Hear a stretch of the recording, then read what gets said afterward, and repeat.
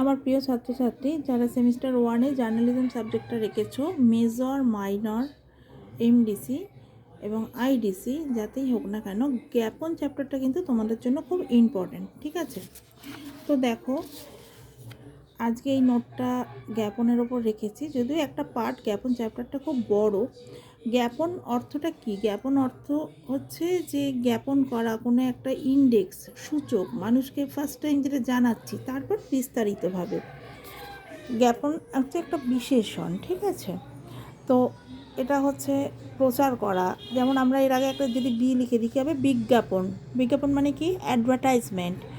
তো জানানো, জানকারি দেওয়া, এই সমস্ত ক্ষেত্রে জ্ঞাপন কথাটা ব্যবহার হয়।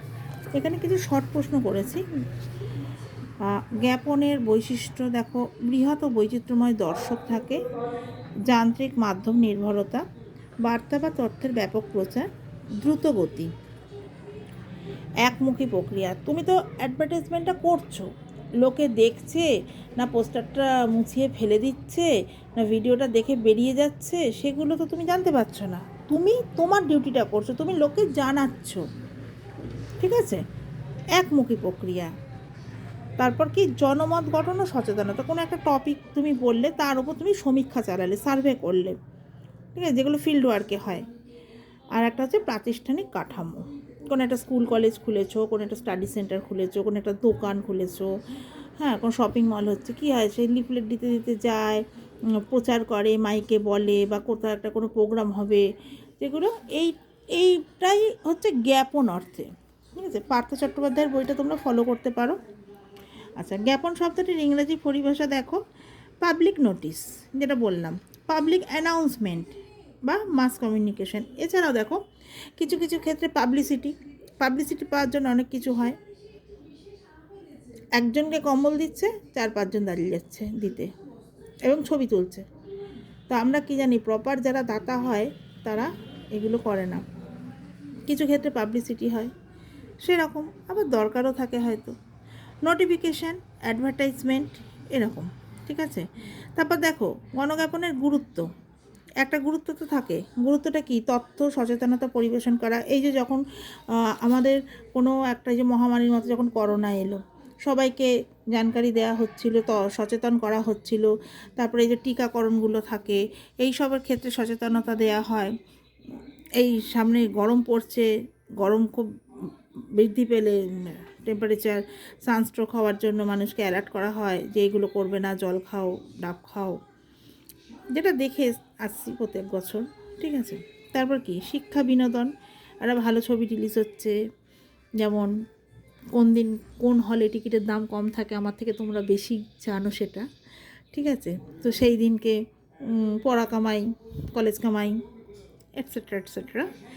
আচ্ছা, সামাজিক পরিবর্তন, কোনো একটা চেঞ্জের জন্য খুব গুরুত্বপূর্ণ এই পয়েন্টটা। ঠিক আছে, আচ্ছা, জাতীয় ঐক্য, সংহতি, একটা কী বলবো, ইউনিটি,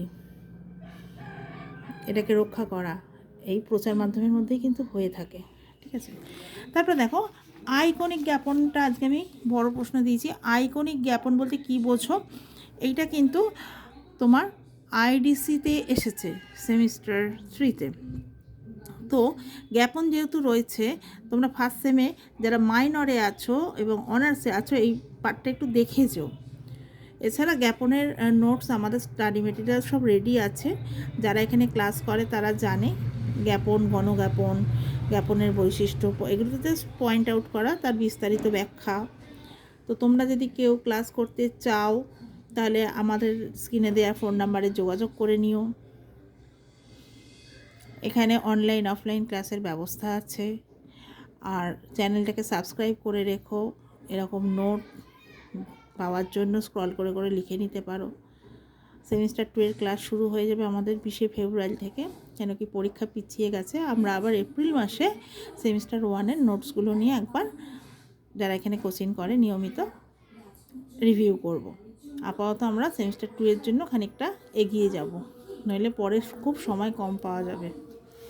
তো দেখো আইকনিক জ্ঞাপন কী? আইকনিক জ্ঞাপন হচ্ছে এক ধরনের যোগাযোগ বা বার্তা আদান প্রদান প্রক্রিয়া, যা সাংকেতিক চিহ্ন, কোনো একটা লোগো, কোনো একটা সাংকেতিক চিহ্ন দিয়ে দিচ্ছে। ডেঞ্জারের যেমন আমরা চিহ্ন দেখি, যে ওই কঙ্কালের ছবিটা দেখলে ওখানে বিপদ আছে, ওই টাইপের ছবি বা আকৃতি তার অর্থের সাথে সরাসরি সাদৃশ্যপূর্ণ। চাক্ষুষ বা দৃশ্যমান, দেখো চাক্ষুষ কথাটা আসবে, তোমরা সকলেই পরিচিত আইকনিক কাজল, একদম। দেখো আমাদের বাস্তব জীবনের উদাহরণ দিয়েই কিন্তু সমস্ত কিছু হয়, সিনেমা, উপন্যাস, সিরিয়াল, ব্যাখ্যা করা বা উদাহরণ যাই বলো না কেন, তাহলে তোমরা জিনিসটা ভালো করে বুঝতে পারবে। আইকনিক কাজল জানো কি কোথায় পড়ে? চোখে। তাহলে আইকনিক জ্ঞাপন কিন্তু চাক্ষুষ বা দৃশ্যমান, যেটা আমরা দেখতে পাবো, তাৎক্ষণিক চিনতে পারবো, এবং নির্দিষ্ট মতামর্দর্শ বা সময়ের একটা প্রতিনিধিত্ব করে এই জিনিসটা, মানে খুব আপডেট। আইকনিক জ্ঞাপন বলতে কি বোঝো? এখানে পয়েন্ট করে করে করে দিয়েছি, একটা দেখো শর্ট নোটও করে দিয়েছি। এখানে তো আইকনিক জ্ঞাপনের বৈশিষ্ট্যগুলো দিয়েছি, দিকসমূহ। আইকনিক জ্ঞাপন শর্ট নোট করে দিয়েছি এবং মূল বৈশিষ্ট্য। ওকে, দেখে রেখো নোটটা একবার। থ্যাংক ইউ সাথে থাকার জন্য।